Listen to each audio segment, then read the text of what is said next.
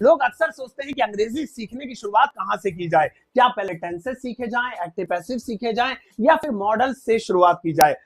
इन सब से नहीं, बल्कि आप सिर्फ 5 ऐसे इंग्लिश के फ्रेजेस से शुरुआत कर सकते हैं जिन्हें याद करना बेहद आसान है, और उन्हें बोलकर आप आज ही से फील कर सकते हैं कि आपके इंग्लिश बोलने की शुरुआत हो चुकी है।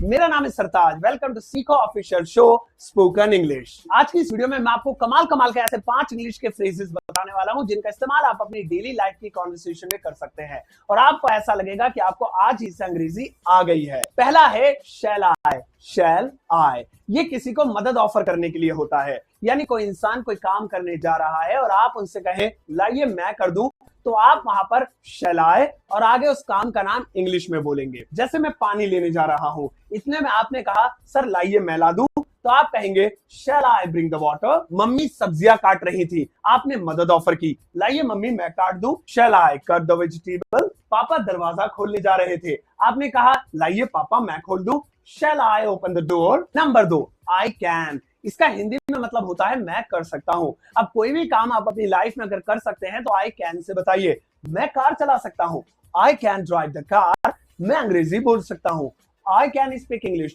मैं कंप्यूटर चला सकता हूं, I can operate the computer. और अगर आप कोई काम नहीं कर सकते हैं तब भी आप आई कैन का यूज कर सकते हैं, बस कैन की जगह कांट बोल दीजिए।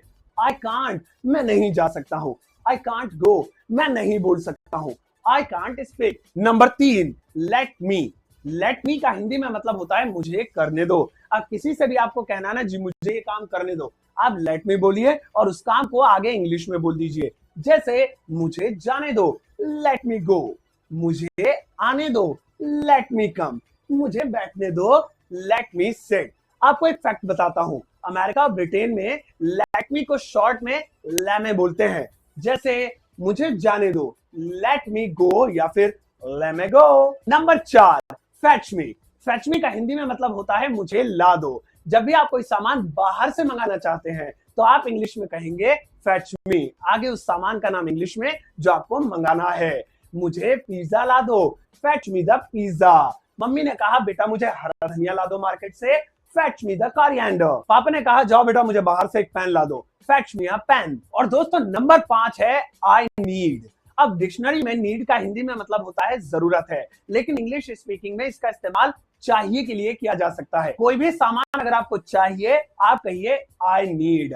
अब दुकान पर गए और आपने कहा मुझे एक लाल शर्ट चाहिए, तो आप कहें I need a red shirt. मुझे एक पेन चाहिए, आई नीड अ पेन। तो दोस्तों इन 5 फ्रेजेस के जरिए आप खुद को फील करा सकते हैं कि आपको बहुत अच्छी इंग्लिश आती है, और ये इंग्लिश सीखने का स्टेप 1 है। और मैं तो कहूंगा इस स्टेप 1 को आप आज ही से फॉलो कर लीजिए, अपने दोस्तों से, अपने घर में, अपने जानने वालों से, यहाँ तक कि फेसबुक और व्हाट्सएप पर भी चैटिंग में भी आप इंग्लिश के इन फ्रेजेस का इस्तेमाल कीजिए और उनसे इंग्लिश में बात कीजिए।